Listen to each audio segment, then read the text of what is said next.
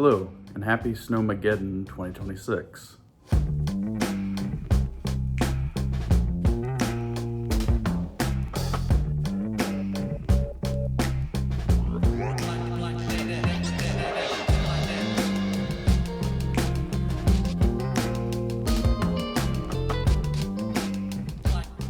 I thought I would give some entertainment to your snowstorm bunker down by sharing a little review video of the new Lionel Visionline 5344 Hudson. Now I will admit, I'm not a huge New York Central guy. I collect mostly Pensy steam, but I couldn't pass up on collecting a Hudson just because it looked so cool and it had the whistle steam and swinging bell, which is pretty rare for a locomotive. As others have mentioned, it doesn't have anything besides the swinging bell and whistle steam, which has already been done on Legacy, but it's still cool to see the combination on a larger size locomotive. The good thing about the Hudsons is they can negotiate tighter curves. I have a temporary layout of 060 and it's handling it just fine. Now this Hudson ended up being very shiny, unlike the catalog renderings, which was more of a matte finish. But I have actually kind of liked the finish, and it's not bad. Anyways, enough of me talking. Let's go to the layout and check out the locomotive. So let's talk about this Visionline Hudson locomotive and some of its features. Starting off with the front, you can see some of the air hoses with the angle cocks painted silver on this, as well as the uncoupling lever for the front dummy coupler. You also have the front headlight as well as the marker lights that you can change from green to white. You see that there's two smokestacks, one main stack and one auxiliary stack. I will go into more detail about this auxiliary stack later in the video, but it's a cool feature that they added to this model. Next up, you have the bell, which is painted silver for this one, and it swings back and forth when you activate the bell using the app or the remote. Behind the bell, you have the sand dome, which is actually a removable hatch, if I can get it off here, that has the controls in it. Behind that, you've got the steam dome and the whistle, which is also painted silver on this one. The rest, as I understand it, are painted gold, but this one's meant to mimic the post-war 5344. Behind that, you have the safety valves, which are not painted silver. As some people have mentioned, they are not either gold or silver on any of the models. Then you have the sliding hatches on top of the cab. There are 3 of them. Interior cab with figures. And here we see the trailing truck of the locomotive. The wheels are actually 2 different sizes on this truck, and I'll go into that later in the video.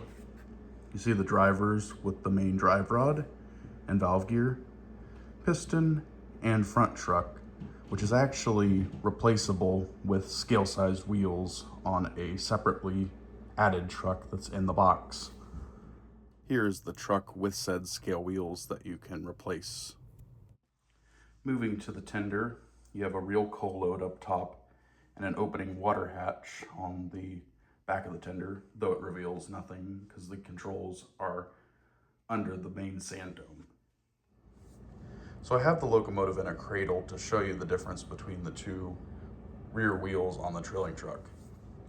This rear axle has bigger wheels than this front axle does. And you can see the difference between the 2 types. It doesn't show up as well on video, but you can see it in real life a little bit better. This locomotive has 3 electrical pickups on the locomotive, so that's definitely a plus for getting through switches and stuff like that. If you wanted to replace this truck with scale wheels, you would take this screw and washer off and then basically just screw the other truck back on in the same place. Others have shown how to do it, so I'm not going to repeat it here, but just know that it's possible. One criticism I want to give is if you notice right here and right here, there are brackets that hold these wheels in place. They are plastic on this locomotive. I received this locomotive and one of these plastic brackets was broken during shipping. It was very frustrating and I had to wait for Lionel to send new parts, but I'm worried that those brackets will fail over time and replacement parts won't become available. I wish they had done brass brackets or some sort of metal, but it was a decision on Lionel's part and I haven't seen too many people talk about it, but I wanted to share that with you. I mean, this is no shade on Lionel, but if you're going to ship this expensive of an engine with critical parts that can fail during shipment or transport, it's a very dangerous precedent to set, and it makes me worried about the quality of products in the future. This is a very beautiful locomotive, and I like how it runs. I'm just concerned about the availability of replacement parts should this fail, and the customer reaction if and when other people's brackets fail. I don't mean that as a deterrent for anybody who wants to buy the locomotive, but it is concerning, and I thought it was best to be honest with my followers and watchers of something that I picked up and have talked about with some other YouTubers and Instagrammers. Now, enough of my rambling. Let's go to the layout and get this locomotive running. Let's fire the locomotive up and take a look at some of the sounds and sights of this locomotive.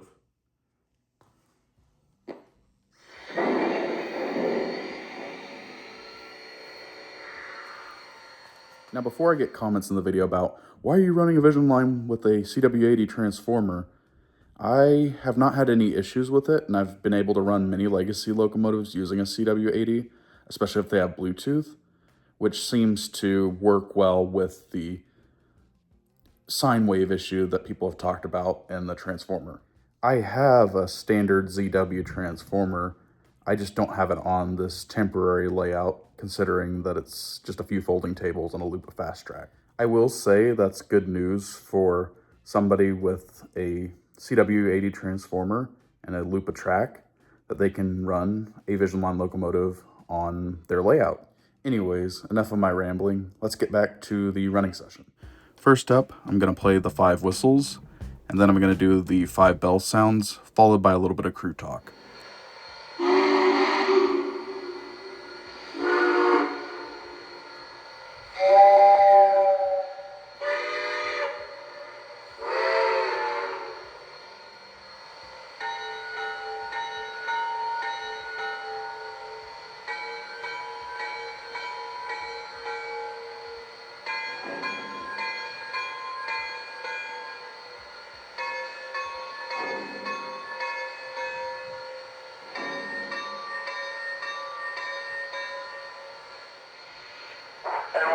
This is 5344. Ready to make our pull. Can we get permission to occupy the main? Please hold at your location. New York Central out. Yes, sir. Hold it for a signal. 5344 to the tower. Ready to roll. Can I pull? You can take the green. Out. Now let's roll her out.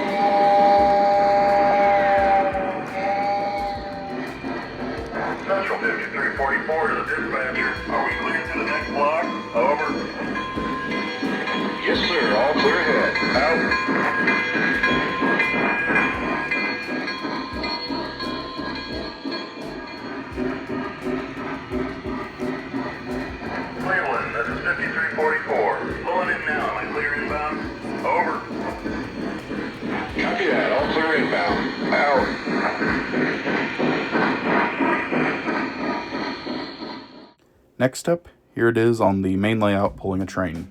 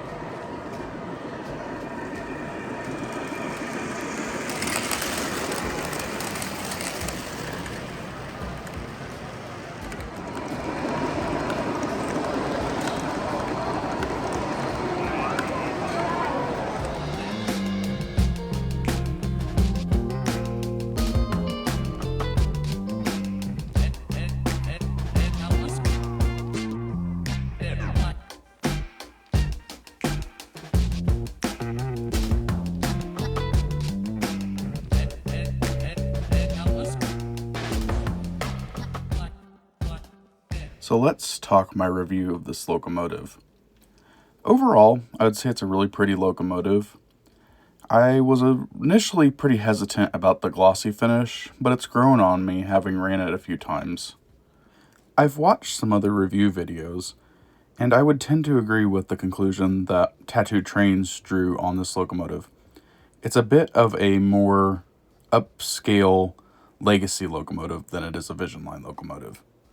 Visionline was supposed to test the limits of what these locomotives could do, but these features are on your standard legacy locomotives now. The only difference is the road-specific crew talk. My biggest complaint is the seeming cheapening of materials used on critical components. That makes me worried about the longevity of such a model. However, the model is very beautiful, the sounds work great, and the swinging bell seems to work without any issues.